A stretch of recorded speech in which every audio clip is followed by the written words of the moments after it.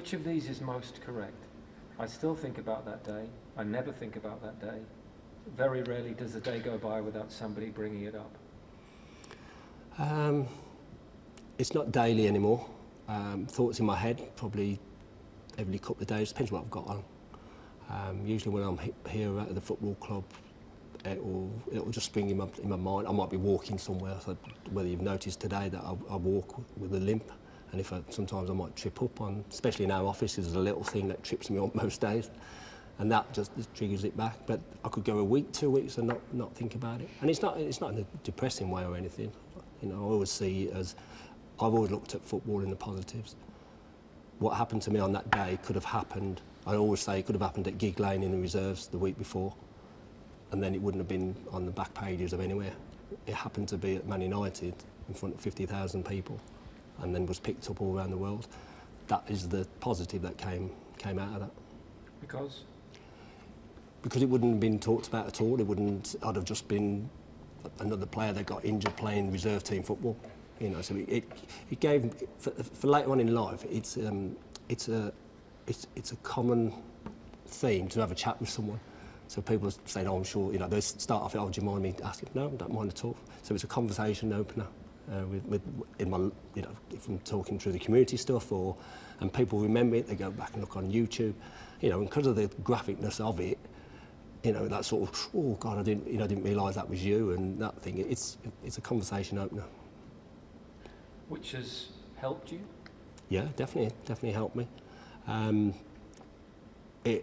I knew my football life going into football late was going to be tough. I was 28 at the time when I got injured. My plan would probably be, you know, get to 30, go down the leagues a little bit. You know, if I can still be playing non-league 35, you know, that was looking at it.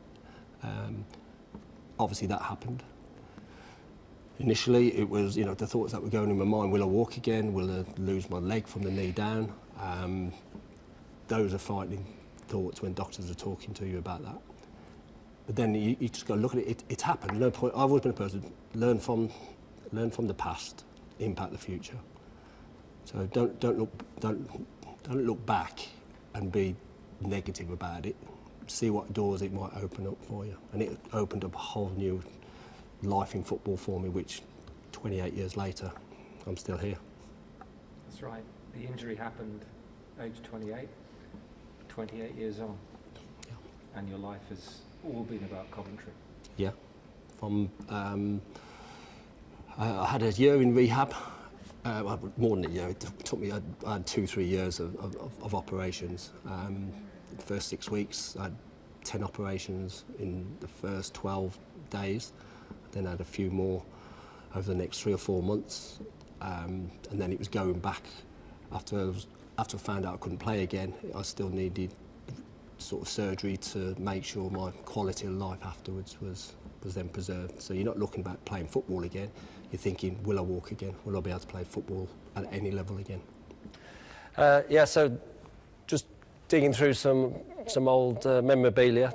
These are the shirts that I've kept, and if I've still got them, that means they're very much sentimental reasons of why I've got them. That was from the benefit game where Manchester United came down and played Coventry City, 16th of May 1997. This is one of my favourite shirts, away shirt. I was squad number 12 then. Obviously not good enough to get in the starting 11. But I did like that kit.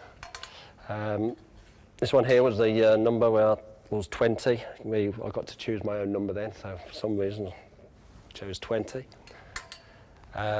Paul Gascoigne played in the benefit match, and obviously he was at Rangers at the time, and he signed this shirt, shorts, socks, and somebody nicked the boots actually on the night. So there would have been a pair of Predators signed by him as well. There was a polo shirt we had done to mark the occasion as well, and at the time I didn't notice until about a year, 2 years afterwards, but George Busst was at the game as well, and he signed the back of it as well, so it's nice to get him on there. We had a couple of Man U shirts that were signed on the night by all the players. I've got some Coventry ones as well, signed by all the players as well, so you know, you just feel these now, they're so heavy compared to what they wear today. This is the the main one that I've got is, I'll never forget, my Uncle Clive went into the Man United dressing room after the benefit game and just said to the kit man, can we have a shirt? And he threw us this one, and he didn't know the significance of it at the time. But it turned out to be one of the shirts that Eric Cantona, I think he wore 3 in the last game, and then got him to sign it as well. Obviously the collars are up for Eric, so that's, you know, sort of pride of place, which, yeah, fond memories of, sort of sums up my short career.